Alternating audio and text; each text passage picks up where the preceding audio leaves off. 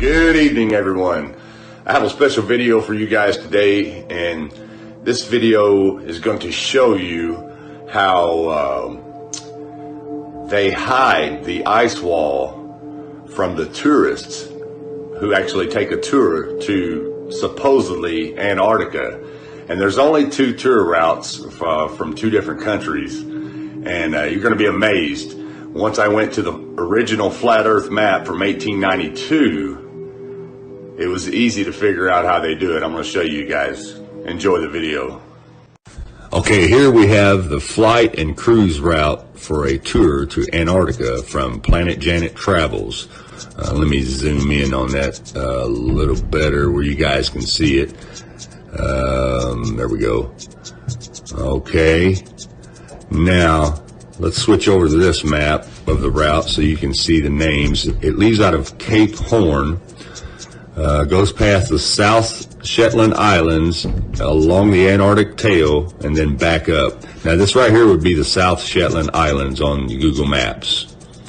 And then of course there's the little tail of Antarctica.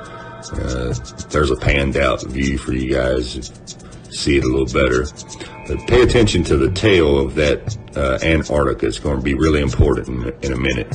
Here's another view of the route. See how it goes along the edge of that tail and then they turn around and they go back?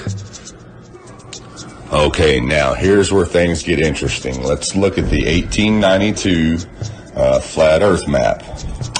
Now, this right here is South America, so let's zoom in here where you guys can see this. Now here's the route. There's Cape Horn, where they leave from. And as you can see right down below that, you have the South Shetland Islands. Okay, and then you have the ice wall, of course. But notice this little tail right here.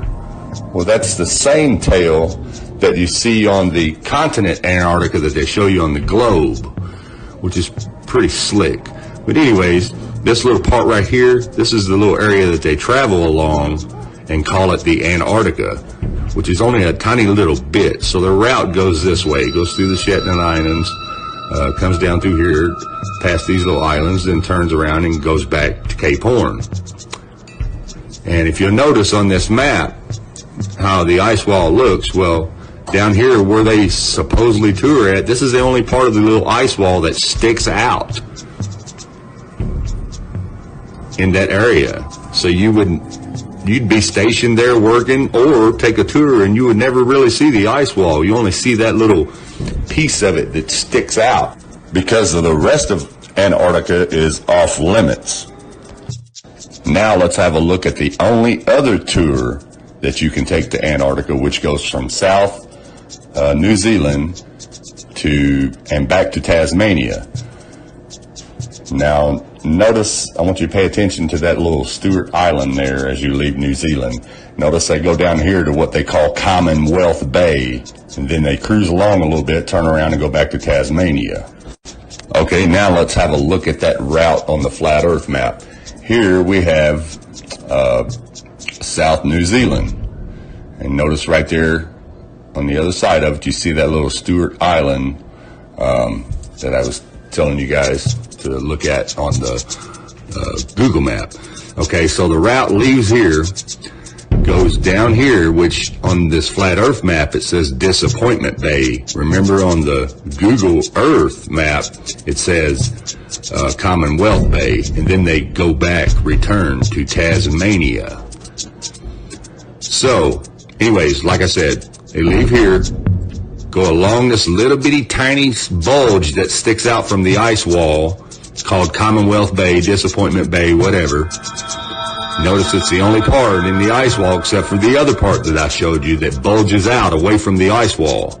So anyways, they go down through here, cruise along a little bit, and then return back to Tasmania. That way you never see the ice wall. You only see that little bulge of it that's sticking out there. Out of this whole map, most of this wall is cut out perfectly all the way around except for those two little spots. And they both bulge out, and they're at the exact same spot at the bottom of both of those countries, just like it shows you on Google Maps.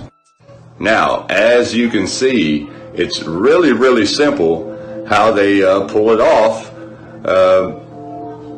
making you believe that Antarctica is a continent when it's not. That's why it's called the Antarctic Circle, because it's an ice wall, a circled ice wall all the way around the whole world. And I've had a lot of people say, well, I've had friends that worked there and they didn't see any ice wall. Well, or were stationed there actually, and I'm sure they were stationed there, but they were only stationed in those two little bitty areas that I just showed you. And that's also the only two little areas that you could take a tour to. And the rest of, and I say this in quote when I say Antarctica, is restricted, off limits to the public, to anybody. And that's due to the 1958 Antarctic Treaty. That's because they have something to hide. They know if you went anywhere other than those two spots, you would realize that you're on an ice wall. And even a lot of flat earthers, a lot of my friends of mine always wondered, well, how do they pull it off? How do people not know? And that's exactly how, the way that I just showed you.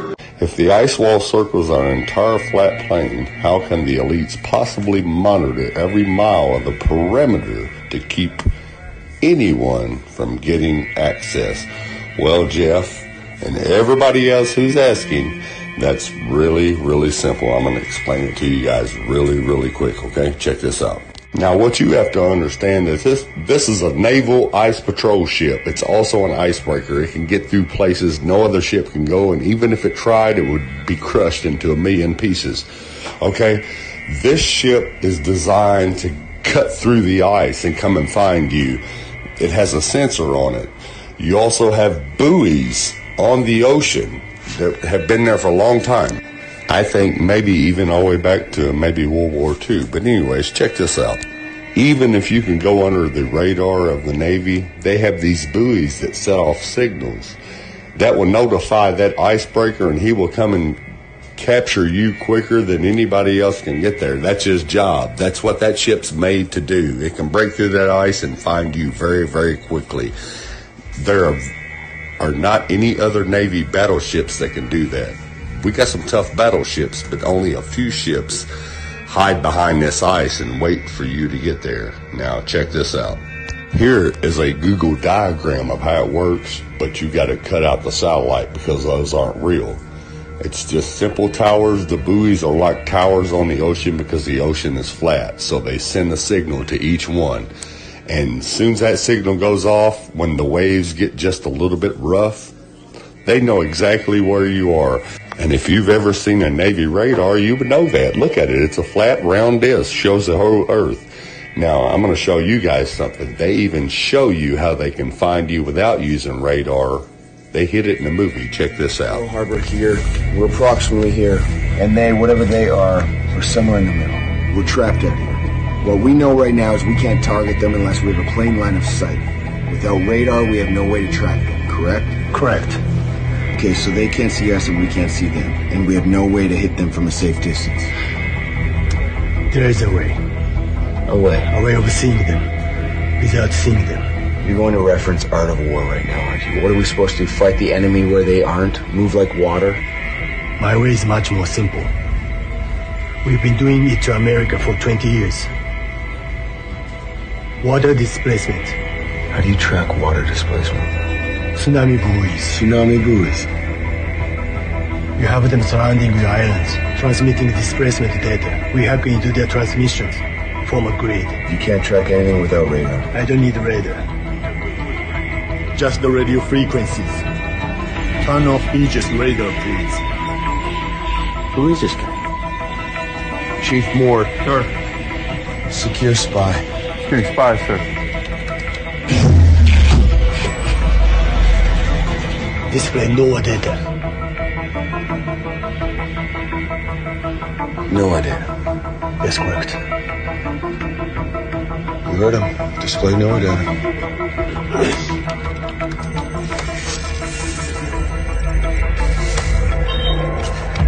The hell is that? It's a buoy. If it gets hit by a wave, it transmits a signal.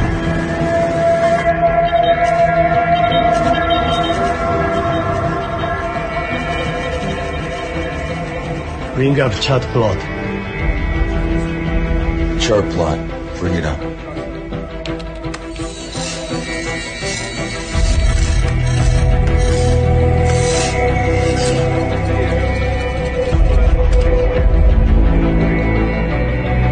So we can track without radar. We would practice it as a contingency plan. Dirty, cheating, sneaky. Rough world. I like it. Yeah.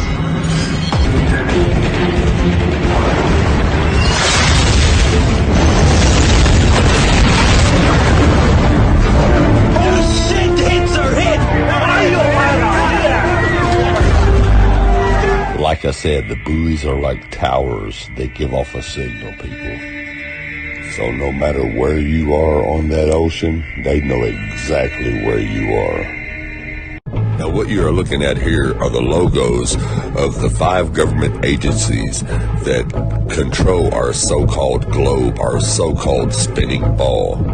Now before we identify the logos, let's have a look at this map that hangs on my living room wall. And this map is the Gleason World Map from 1892, number 6 from the Boston Public Library. Okay, and as you can see here, it was published in the Buffalo Electrotype Engraving Company in New York. All right, and as you can see here, it's scientifically and practically correct as it is. Okay, now back to the logos. Here we have the International Maritime Organization, which basically controls our waterways, all of our waterways, how far out we can go into the ocean, territorial boundaries. Okay, so now let's have a deep look into their logo. Now, isn't it awful funny that the people who control how far we can go out in the water have a flat earth map with an ice wall as their logo? Okay, anyways, here we go. The International Civil Aviation Organization. Now, this is the government agency that controls our airways, how far we can fly and where we can fly. And once you fly out too far south, they're going to turn you around. But anyways, let's check out their logo. Okay, as you can see here, hidden in their logo, the agency that controls our airways has the flat earth map with the ice wall around it, hidden right in it. Okay, now here we have the World Meteorological Organization, which basically they control all the mainstream media information we get about storms, hurricanes, and all that good stuff. So, anyways, let's check out what's hidden in their logo.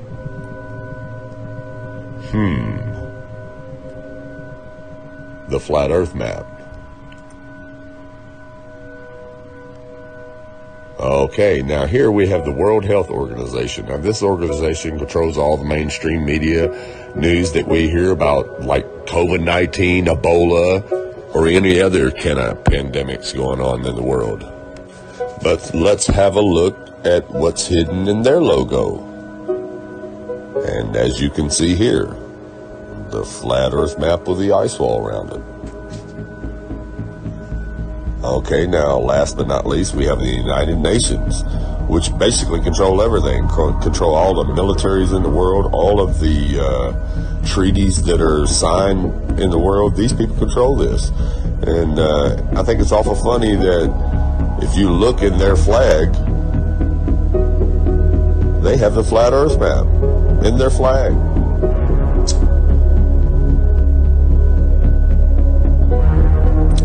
Into their General Assembly Hall where they hold all their meetings and sign all their treaties, guess what's on the wall right up above them? The flat earth map. Now this all could be just coincidence, but I don't think so. If you look at any map before 1958, it shows a flat earth with an ice wall around it. And all the government agencies that control our airways and our waterways have the flat earth map with the ice wall in their logo. Okay? Now, if you were to try to get in a private plane or on a private boat and try to get too far south to try to find this ice wall, here's what's going to happen. The Navy's going to show up in a battleship or a jet fighter and turn you around and escort you out of the area. Now, let's watch and see what happens when a private boat or a private jet gets too far south. 80 degrees south, that is. Now, these guys are nowhere near the ice wall, but here's what happens when you get too far south. Hey, just a Navy destroyer. He will yield.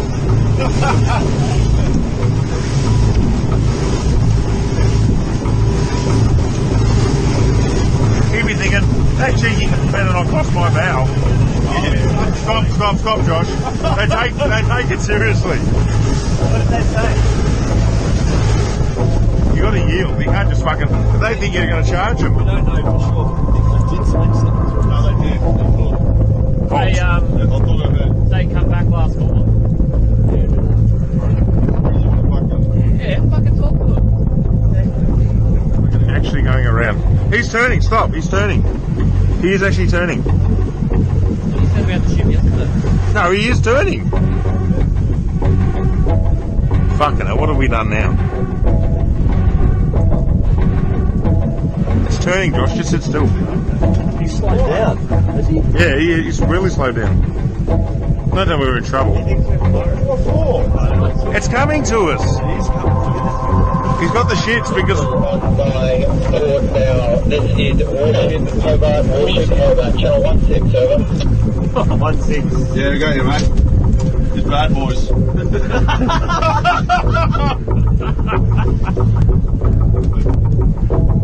Did he come back?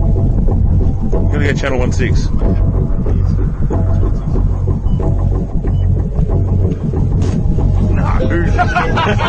Hobart, you are in a maritime exclusion area. Please report your intention. Oh, who the fuck's that? We're heading to the shelf to go. Just say we're out fishing, heading out fishing. No, we're just heading out fishing. He's out, boys.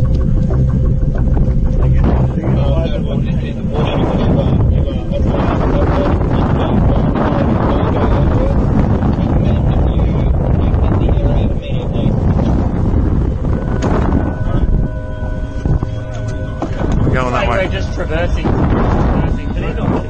there a helicopter coming at us now? Are we late? I don't know. Just travel, just go. Just go. You sent out the chopper. That's a drone. Is it? That's unreal. We set up a demo today with this Cessna and the Air National Guard. I'm going to be inside of this Cessna and we're going to be going rogue. We're going to fly into that no-fly zone and we're going to see how the Air National Guard does it. They scramble the fighter jets to come Take off. We're off. flying for miles and miles until Okay, we've just entered the no-fly zone now. our pilots aren't talking to air traffic control, ignoring their calls to reach them. That triggers an alarm at the Air National Guard base. These fighter pilots scrambling to their jets. They're on alert and ready to take action 24 hours a day. Today, racing to their F-16s, suiting up, climbing on board, and rushing to the runway. Taking off to intercept our rogue Cessna, reaching the target in just minutes. This is the view from the F-16. That's my Cessna right there. Intimidating as you would think it would be. Look at that fighter jet. He's right off our wing. Another F-16 swooping in on the right, calling us on aviation frequencies. You have been intercepted. If you hear this transmission, acknowledge the radio call and rock your wing. He wants us to identify ourselves. We're a rogue aircraft, remember, for this demonstration, so we're not going to respond at all and see what this fighter You jet are ordered to turn to the northwest. The fighter jet giving us one last warning. After all of this, the pilots still won't listen. The plane won't leave the airspace. Will you shoot them down? If required, we'll execute the rules of engagement per the commander of the North American Aerospace Defense Command. And yes, we would do that. Shoot the plane down. If it meets the rules of engagement, yes, we would, to defend the airspace. Entering restricted airspace. You are ordered to turn west immediately. If you do not follow these instructions, you may be fired upon. Now, just in case you're not awake yet, the reason these government agencies have the flat earth in their logo is because they know where we live. And they get paid to protect that edge if you ever try to go there.